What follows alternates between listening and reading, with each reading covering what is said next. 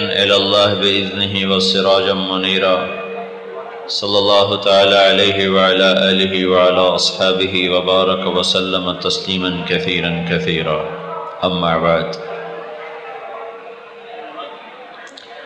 میرے بھائیو اور دوستو، آپ یہاں اپنی مزدوری اور محنت کرنے کے لیے آتے ہیں، صبح آتے ہیں، شام کو چلے جاتے ہیں۔ اس پر آپ کو جو معاوضہ ملتا ہے وہ آپ کو معلوم ہے، کس کا کتنا ہے آپ سب جانتے ہیں۔ یہ جو دینے والے ہیں انہیں بھی معلوم ہے، جو آپ لینے والے ہیں آپ کو بھی معلوم ہے، یہ سامنے کی چیز۔ لیکن آپ کے اس روز آنے پر اور یہاں مشینوں پہ کام کرنے پر پورا مہینہ کام کرنا، چند پیسے گھر لے جانا، اس پر اللہ کیا کرتا ہے یہ شاید آپ کو معلوم نہ ہو۔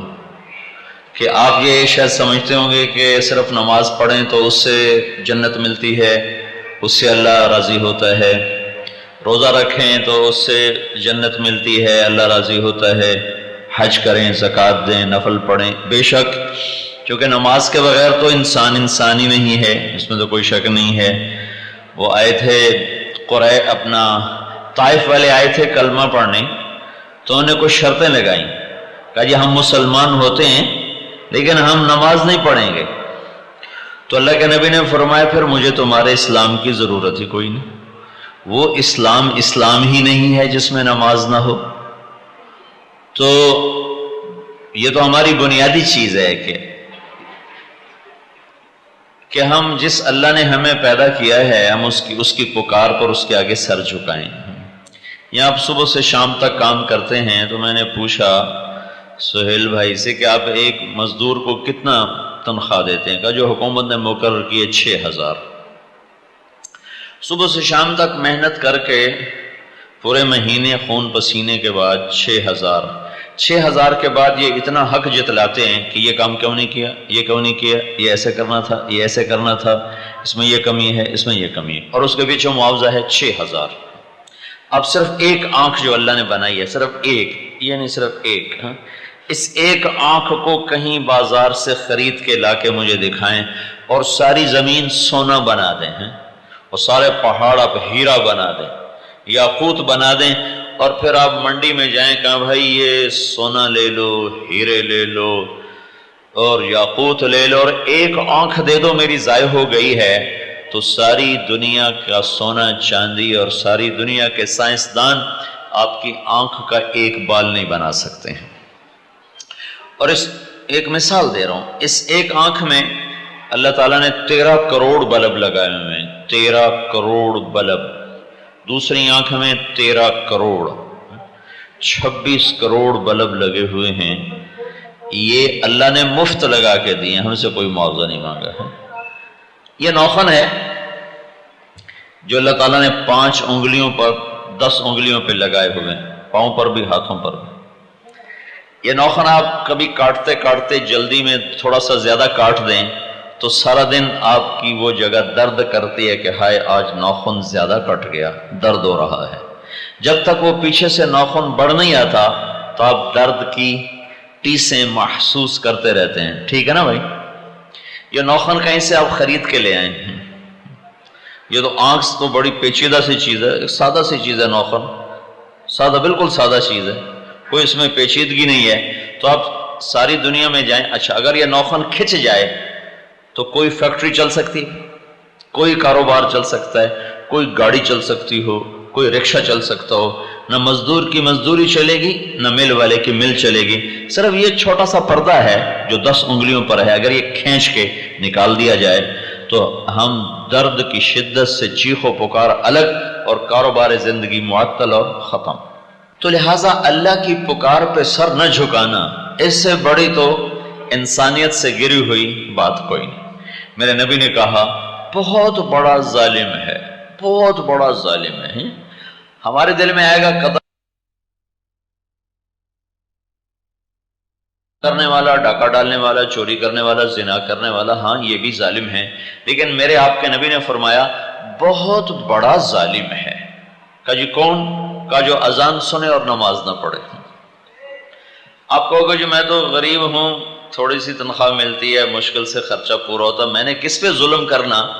تو اللہ کا نبی کہہ رہا ہے کہ آپ نے اپنے اوپر ظلم کیا ہے کہ جس مولا نے بنایا تھا اس کی آواز پہ لبیک ہی نہ کہہ سکے، اس سے بڑا ظلم اور کوئی نہیں ہے۔ تو ایک حصہ میرا اور میرے اللہ کے درمیان ہے دین کا، جس کو عبادت کہتے ہیں، جس کے بغیر دین کی شکل بنتی کوئی نہیں۔ اس میں نماز اور روزہ مالدار فقیر سب کے لیے ہے، حج اور زکوٰۃ صرف مالدار کے لیے ہے، فقیر سے اس کا کوئی مطالبہ نہیں ہے۔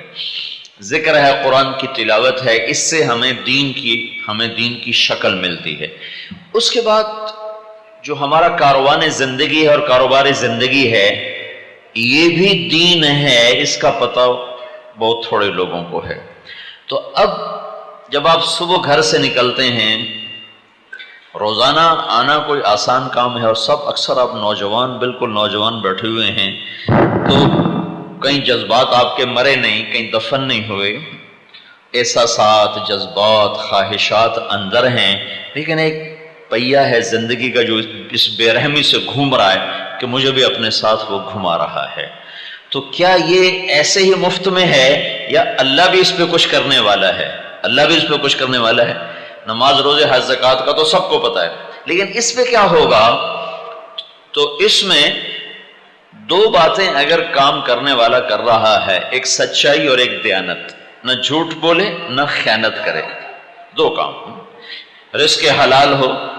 تو اب جو مزدور صبح نکلتا ہے مزدوری کرنے، پھر شام کو جب وہ تھک کر واپس لوٹتا ہے، تو اللہ کے نبی کا فرمان ہے من امسا کالن بعمل یدہ امسا مغفورا لہ، اس کے اس دن کے سارے گناہ اللہ معاف کر دیتا ہے۔ کبھی آپ نے سوچا کہ جب آپ شام کو یہاں سے تھک کے نکلتے ہیں تو آپ کے آج کے سارے گناہ معاف؟ یہ آپ کی اس مزدوری کا صلہ اللہ دے رہا ہے۔ یہ کیا دے رہے ہیں؟ چند ہزار، اور اللہ کیا دے رہا ہے؟ بخشش، مغفرت۔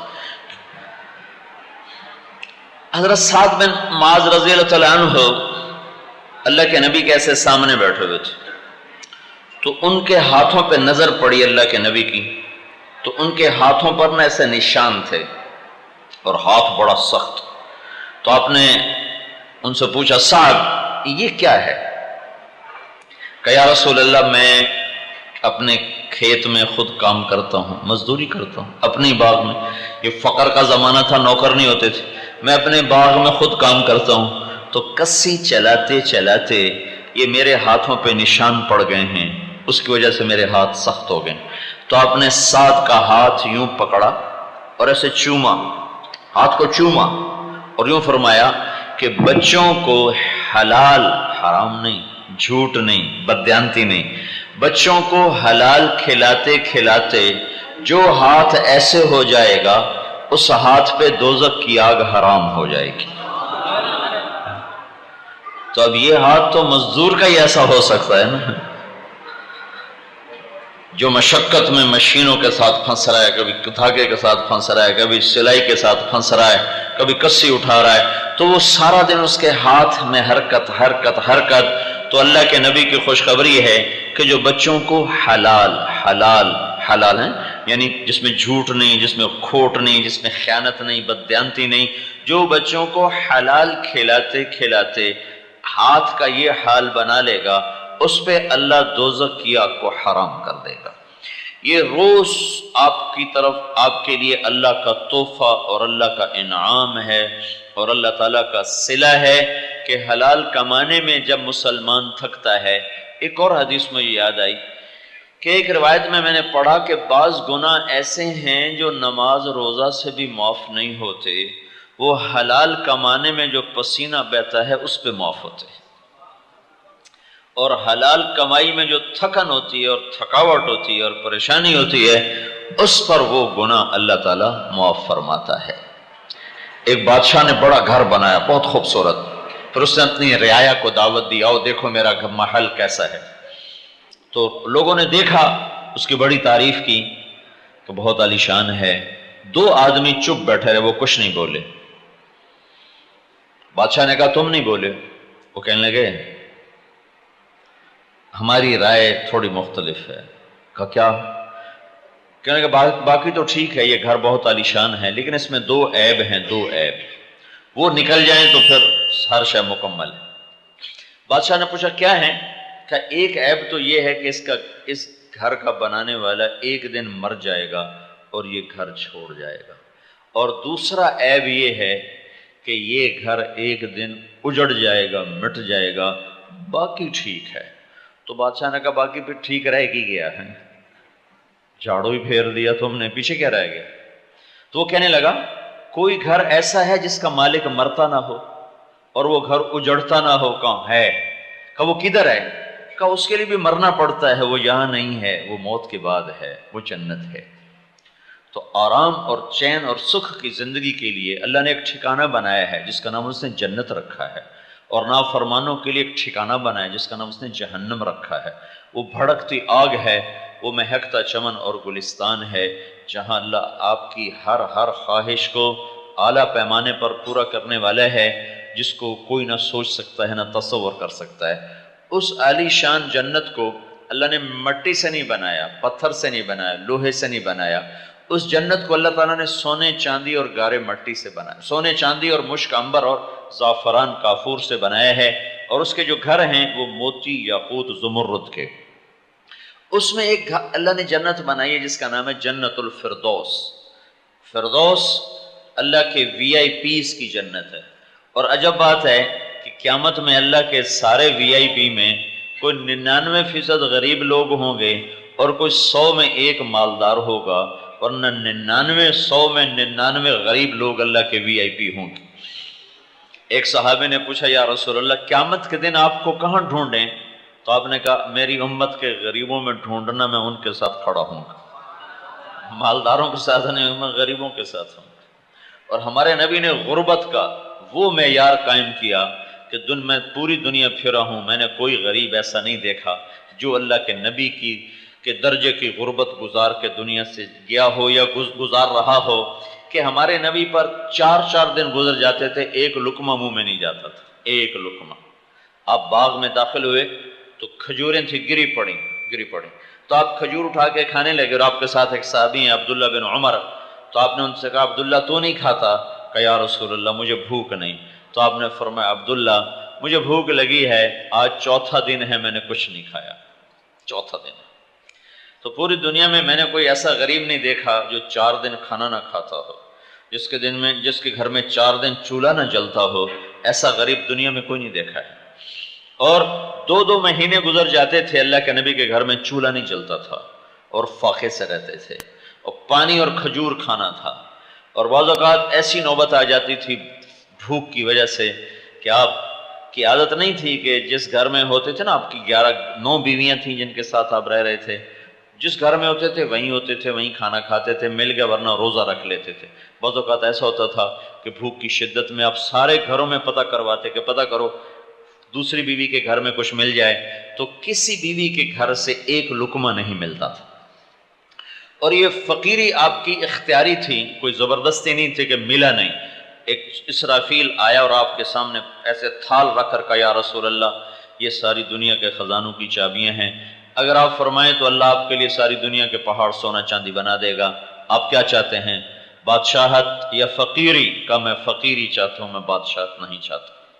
پھر آپ نے فرمایا جب میں جنت میں جاؤں گا نا تو سب سے پہلے میں جنت میں داخل ہوں گا، اور میری سواری کی لگام بلال کے ہاتھ میں ہوگی جو پکڑ کے میرے ساتھ داخل ہوگا، اور میرے دائیں بائیں میرے ساتھ میری امت کے غریب لوگ ہوں گے، مالدار بعد میں آئیں گے، اور غریب لوگ 500 سال پہلے جنت میں چلے جائیں گے۔ 500 سال ہیں، 500 سال جنت میں پہلے چلے جائیں گے، مالدار لوگ بعد میں داخل ہوں گے، اور میں تھوڑے مالدار ہوں گے جو جنت میں جانے والے ہوں گے، کیونکہ مال کی کثرت انسان کو بہت سی مصیبتوں میں پھنسا دیتی ہے اور بہت سی نافرمانیوں میں پھنسا دیتی ہے۔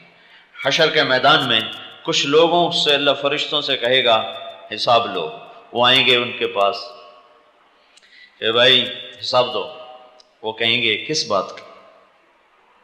کہا جو اللہ نے دیا تھا۔ کہا ہمیں تو دیا ہی کچھ نہیں تھا، حساب کیا دیں؟ تو فرشتے آ کر اللہ سے کہیں گے یا اللہ وہ یوں کہہ رہے ہیں ہاں حساب کس بات کا لیتا ہے، ہمارے پاس تھا کیا جس کا حساب لیتا ہے؟ تو اللہ تعالیٰ ان کو بلائے گا، ہاں بھائی میرے بندو کیا مسئلہ ہے؟ کہیں گے یا اللہ یہ تیرے فرشتے آئے تھے حساب لینے، تو ہم نے کہا ہمیں تو کچھ دیا نہیں تھا، مال تو غیروں کو دیا، ہم تو اپنے ترس ترس کے گزار گئے۔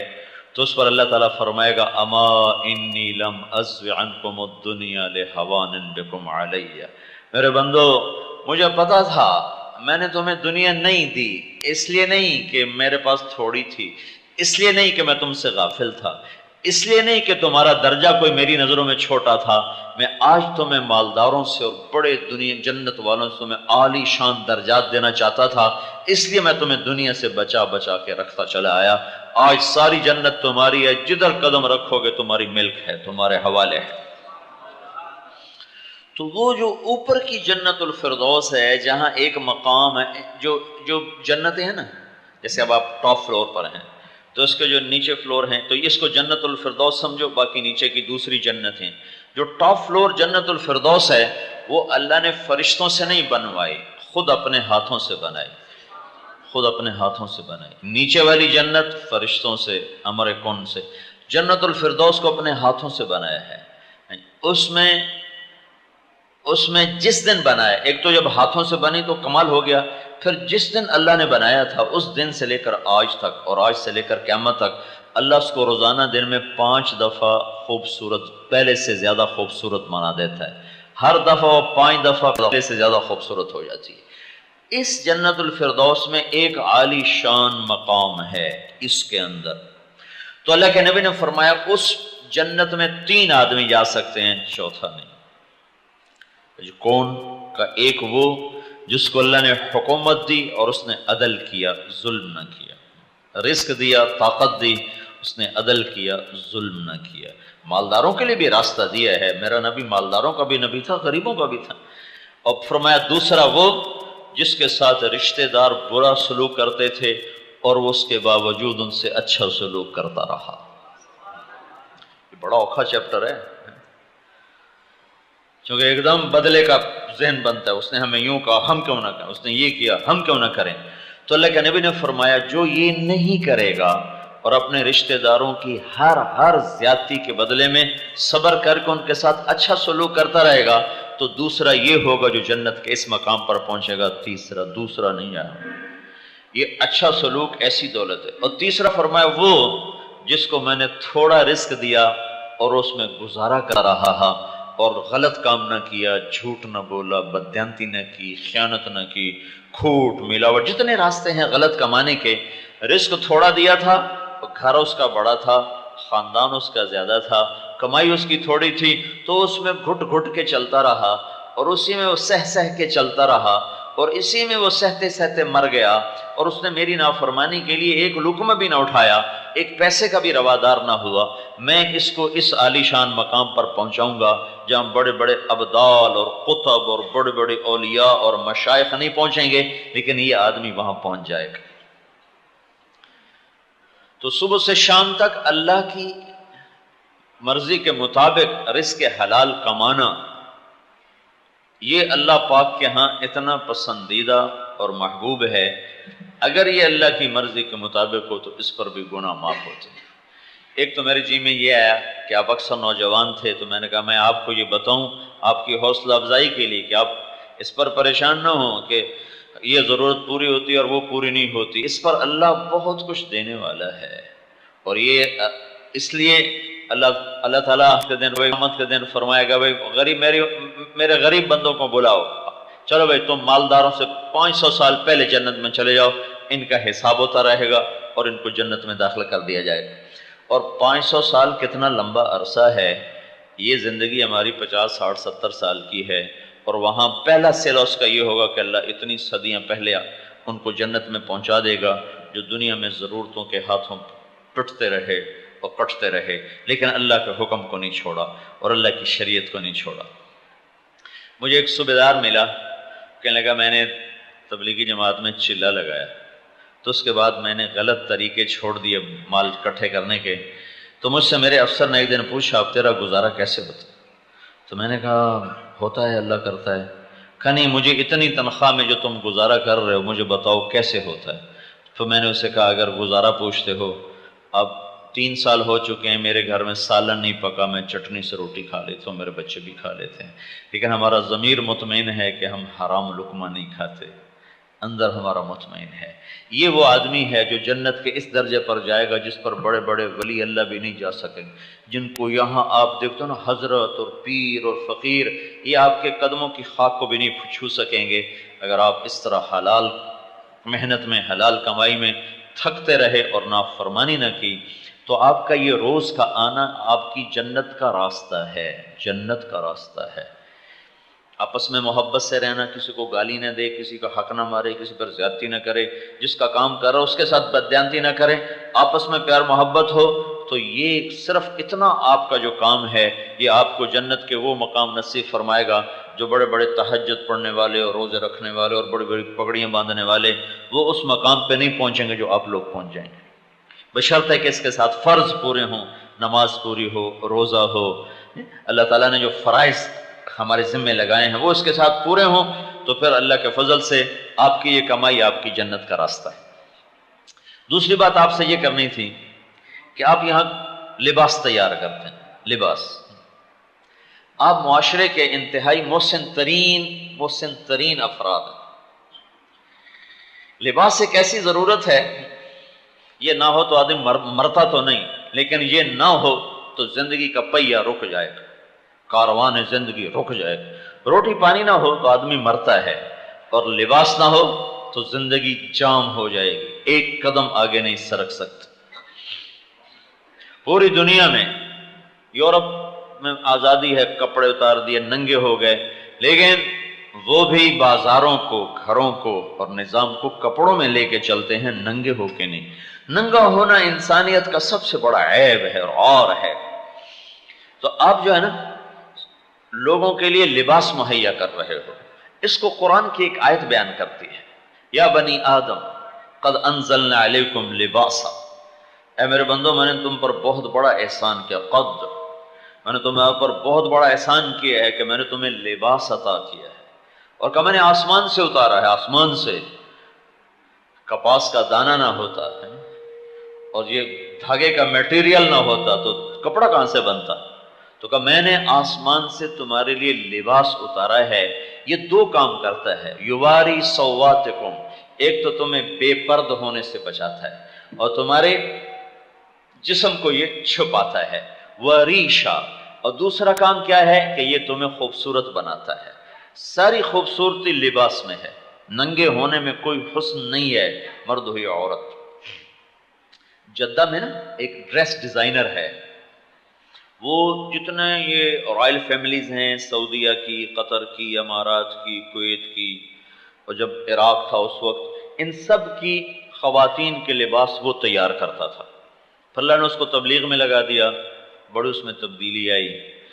تو میں پچھلے حج میں نا اس کے گھر گیا ہوا تھا، تو اس نے مجھے رسالہ اٹھا کے دکھایا کہ وہ فیشن شو ہوا تھا پیرس میں فیشن شو ہوا تھا، ساری دنیا کی پارٹیز میں یہ اول آیا تھا، اول. تو اس نے مجھے وہ فوٹوز دکھائے، تو اس کے جتنے وہ لباس تھے نا، اور وہ جو فیشن شو میں شامل ہونے والی لڑکیاں، سارا جسم ڈھکا ہوا، صرف ہاتھ اور پاؤں ننگے تھے، باقی سارا جسم ڈھکا ہوا تھا. اور باقی جتنے وہ آئے ہوئے تھے، پیٹ ننگا، کمر ننگی، سینہ ننگا، ٹانگیں ننگی، بازو ننگے، اس قسم کے لباس تھے. اور اس کے جتنے اس میں ڈیزائن آئے لباس کے، اور اس کو وہ چلی لڑکیاں اس کو پہن کر، وہ صرف چہرہ اور ہاتھ اور پاؤں ننگے، باقی سارا وجود ڈھکا ہوا. تو یورپ کی ننگی قوم نے اس کو اول انعام دیا تھا کہ انسان کی خوبصورتی ننگے ہونے میں نہیں ہے، لباس میں. اور جو ننگے رہنے کی دعوت دے رہے ہیں انہوں نے ان کو فرسٹ قرار دیا اور اس کو پرائز دیا اور اس کو ٹرافی دی گئی، یہ جدے والا فرسٹ آیا ہے. کہ انسان کی زینت ننگے ہونے میں نہیں ہے، کپڑے میں ہے. تو اللہ تعالیٰ کہہ رہا ہے میں نے تمہیں لباس دیا ہے، یہ تمہارے لیے دو کام کرتا ہے، ایک تو تمہارے جسم کو چھپاتا ہے، دوسرا یہ تمہیں زینت اور خوبصورتی دیتا ہے تو یہ میری تمہارے اوپر بہت بڑی نعمت ہے۔ اس لحاظ سے درزی معاشرے کا اہم ترین فرد ہے، اہم ترین۔ درزی نہ ہو تو میں ایسے کھڑا نہیں ہو سکتا تھا اور آپ یوں بیٹھ نہیں سکتے تھے۔ درزی نہ ہو تو سارا گھر، سارا بازار جام ہو کے رہ جائے گا۔ اس سے اگلی بات ایک اور اللہ نے بڑی عجب کہی ہے۔ اچھا، لباس کی ضرورت سب کو پتا ہے کہ اس کے بغیر تو چھوٹا بچے کو کہو اسکول چلے جاؤ، اس کو صرف جینگیا پہنا دو، کہے گا میں نہیں جاتا۔ چھوٹا سا صرف اس کو چلو جینگیا پہنا دو، بالکل ننگا نہ کرو، جینگیا پہنا، کہو چلو بیٹا اسکول کا، نہیں میں نہیں جاتا، پھر یونیفارم دو، کدھر ہے؟ یعنی کپڑا کتنا ضروری ہے، اس کے لیے کسی کو سمجھانے کی ضرورت نہیں ہے، اس کے لیے کسی دلیل کی ضرورت نہیں ہے۔ صرف ایک آدمی ہے معاشرے کا جو کپڑا ضروری نہیں سمجھے، وہ پاگل ہے۔ جو پاگل، وہ خود ہی اپنے کپڑے اتار دیتا ہے تو وہ پتہ چلتا ہے کہ بیچارہ یہ پاگل ہے، دیوانہ ہے۔ تو لباس اتنی اہم ضرورت ہے کہ اس کے لیے ہمیں کسی دلیل کے قائم کرنے کی ضرورت نہیں ہے۔ ہمارے گھر کا 2.5 سال کا بچہ بھی اسکول جانے سے بغیر کہ مجھے کپڑے دو، میری یونیفارم دو، میں اس کے بغیر نہیں جاتا ہوں۔ لیکن جو اگلی بات اللہ کہہ رہا ہے وہ ان بڑوں کو سمجھ میں نہیں آتی، تو اللہ نے پہلے ایک بات سمجھائی جو سب کو معلوم ہے، اس کے ساتھ دوسری بات کو جوڑا تاکہ وہ بھی ہماری سمجھ میں آئے۔ تو اس کے بعد اللہ تعالیٰ یوں کہتا ہے، یا بنی آدم، اے آدم کی اولاد، قد انزلنا علیکم لباسا، میں نے تمہیں یہ لباس عطا کیا ہے، یہ میں نے دیا ہے کہ تمہیں عقل دی، تمہیں سلیقہ دیا، تمہیں مشینیں بنانے کا طریقہ دیا، پھر تمہارے لیے دھاگا بنایا، تمہارے لیے کپاس بنائی، تو میں نے دیا ہے۔ اس کے 2 کام ہیں، تمہارے جو واری سواتکم، تمہارے بدن کو چھپاتا، واریشا، تمہیں خوبصورت بناتا ہے۔ پھر اگلی بات، وَلِبَاسُ التَّقْوَى ذَلِكَ خَيْرٌ، میرے بندو ایک لباس اور بھی ہے جس کا تمہیں پتہ کوئی نہیں ہے، وہ ہے تقوی کا لباس۔ وَلِبَاسُ التَّقْوَى، تقوی کیا ہے؟ اللہ کی اطاعت، اللہ اس کے رسول کی اطاعت، اس کا نام تقوی ہے۔ تو اللہ تعالیٰ نے کہا میرے بندو ایک لباس اور ہے، وَلِبَاسُ التَّقْوَى ذَلِكَ خَيْرٌ، وہ بڑا عالی شان لباس ہے، وہ بہت بہترین لباس ہے۔ تو وہ کون پہنے گا؟ 2 لباس قرآن نے ذکر کیے، ایک دھاگے کا بنا ہوا اور ایک ایمان کا بنا ہوا۔ ایک کا تانا بانا دھاگا ہے اور ایک کا تانا بانا اللہ اس کے رسول پر ایمان ہے۔ تو جب 2 لباس ہیں تو ایک لباس تو بدن کے لیے آیا، دوسرا لباس روح کے لیے آیا۔ میرے بھائیو، جیسے ننگے بدن اگر انسان ہو جائے تو کاروان زندگی رک جائے گا، اسی طرح اللہ کی قسم اگر روحیں ننگی ہو گئیں تو ایمان کا کاروان رک جائے گا اور جنت کی طرف جانے والا سفر یہ رک جائے گا اور ایمانی کاروان زندگی معطل ہو جائے گا، فل سٹاپ لگ جائے گا۔ اور جیسے ننگا آدمی ایک دوسرے کے سامنے نہیں آ سکتا، ننگی روح قیامت کے دن اللہ کے سامنے پیش نہیں ہو سکے گی۔ تو تقوی، لباس التقوی ہے۔ اے میرے بندو ایک اور شلوار ہے، ایک اور قمیض اور ایک اور ٹراؤزر ہے، وہ کیا ہے؟ وہ تقوی کا ہے۔ وہ کہاں پہنیں گے؟ کہ وہ تمہاری روح پہنے گی۔ روح ہمیں تو نظر نہیں آتی، کہ مجھے نظر آتی ہے، کہ تم اس لباس میں رہ کر بھی ننگے ہو کہ اللہ تو ہمارے اندر کو بھی دیکھتا ہے، باہر کو بھی دیکھتا ہے۔ الا انہم یثنون صدورہم لیستخفوا منہ الا حین یستغشون ثیابہم یعلم ما یسرون وما یعلنون، تم کتنی مرضی چادریں اوپر لے لو، میں تو تمہارے بدن کو دیکھتا ہوں، تمہارے اندر کی غلاستوں کو دیکھتا ہوں، تم اس لباس سے اللہ سے نہیں چھپ سکتے۔ ہاں، ایک لباس تم پہن لو، دوسرا تقوی والا، ایمان والا، اللہ کے نبی کی اطاعت والا، غلامی والا۔ وہ کہاں تیار ہوتا ہے؟ وہ میرے نبی کی فیکٹری میں تیار ہوتا ہے۔ اس کے لیے وہاں مشینیں لگی ہوئی ہیں، اس کے لیے وہاں دھاگا بنتا ہے، اس کے لیے وہاں میٹیریل تیار ہوتا ہے۔ پھر اسے کون پہنتا ہے؟ اسے روح پہنتی ہے۔ جب روح پہنتی ہے تو جیسے تم لباس پہن کر ایک دوسرے کی نظروں میں جچ جاتے ہو، ایسے جب تم تقوی کا لباس اپنی روحوں کو پہناؤ گے تو تم اللہ کی نظروں میں جچ جاؤ گے، اللہ تمہیں محبوب بنا لے گا، اللہ تمہیں پیارا بنا لے گا، اللہ تمہیں اپنا بنا لے گا۔ ذالک خیر، میرے بندو یہ بہت عظیم لباس ہے۔ تو ننگے ہو کے نہ مرنا، کرتا شلوار پہن کے مرنا، کہ میرے پاس آؤ تو تمہاری روحوں پہ کڑھائی ہوئی ہو، ایمبرائڈری ہوئی ہو، ٹک ٹک ٹک ٹک، ایمبرائڈری یہ کیا کر دیا، یہ بیل، یہ بوٹا، یہ ایسے، یہ پتی ایسے، یہ رنگ ایسے، یہ ڈیزائن ایسے. تو میرا اللہ کہتا ہے اپنی روح پر یہ ڈیزائننگ کر کے آؤ، میں تمہیں بہت پسند کروں گا، تم مجھے بڑے اچھے لگو گے، مجھے بڑے پیارے لگو گے. تو وہ جو ڈیزائننگ ہے اور وہ جو ایمبرائڈری ہے وہ حضرت محمد صلی اللہ علیہ وسلم کی پاک زندگی ہے اور پاک طریقہ ہے. جو اس کے مطابق ڈھل جائے گا بس وہ اس کو سمجھو اس پر لباس آ گیا، اس پر اللہ تعالیٰ اس کی طرف دیکھے گا تو اللہ خوش ہو جائے کہ اس نے میرے نبی کا طریقہ اپنا لیا، میرے نبی کے سانچے میں ڈھل گیا.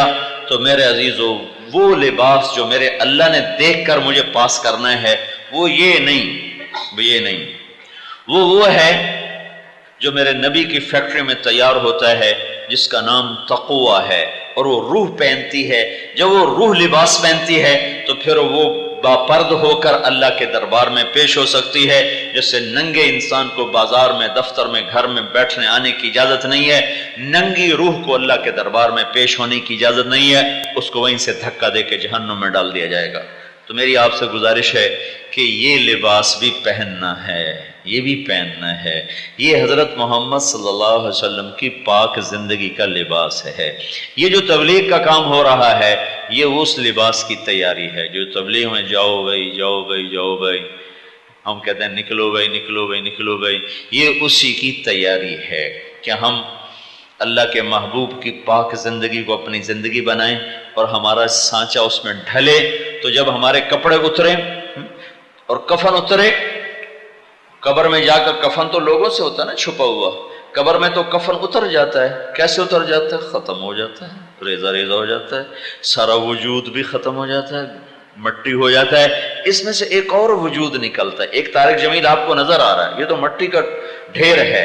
اس میں سے جب اصل نکل جائے گا تو یہ مٹی کا ڈھیر ہے، یہ مٹی ہو جائے گا.